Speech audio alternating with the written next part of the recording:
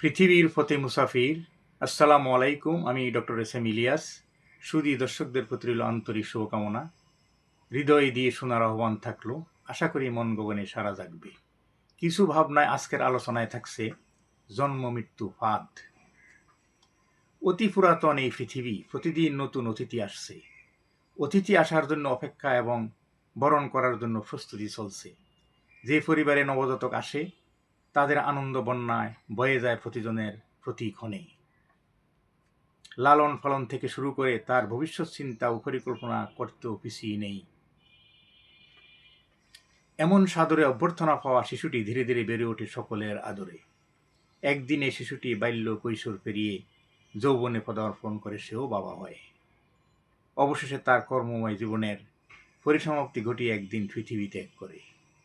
এই নিয়মের কোনো পরিবর্তন ঘটে না, কখনো কোনোদিন ঘটেওনি এবং কোনোদিন ঘটবেও না। এই জন্ম এই মৃত্যু অবধারিত। মানুষ এই পৃথিবীতে কোটি কোটি বছর যাবৎ আসা যাওয়া করছে একই নিয়মে। আসতে সকলে হাসে, মরতে সকলে কাঁদে।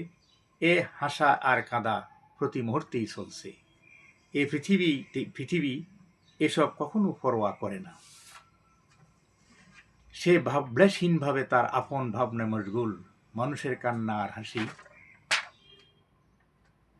জন্ম আর মৃত্যু তার তাতে কিছু আসে যায় না। দীর্ঘ সময় সে এসব দেখে আসছে এবং অভ্যস্ত হয়ে গেছে। জীবন নামক প্রাণটিকে নির্দিষ্ট সময় পরে মৃত্যু নিয়ে যায়, যেখান থেকে এসছে সেখানে। এই শিশুটির আগমনে যারা হেসেছিল তারা অনেকেই চলে গেছে। তাদের চলে যাওয়ার সে কেঁদেছে, আবার তার চলে যাওয়ায় তার অনুজরা কেঁদেছে। কিন্তু কতদিন এই কান্না? বেশি দিন নয়, বছর ঘুরতেই শতকর্মা শত চিন্তায় সেই প্রিয় অনুজরাও তাকে ভুলে যায়। আমি আমার দাদা বা পরদাদার কথা মনেই করি না। বাবার কথা হয়তো কোনো দুনিয়াবি প্রয়োজনে মনে পড়ে কদাচিৎ। আসলে জন্ম থেকে মৃত্যু একটি ফাঁদ। আলোচনাটি ভালো লাগলে লাইক, শেয়ার, কমেন্ট করুন এবং সাবস্ক্রাইব করে সাথেই থাকুন। ধন্যবাদ।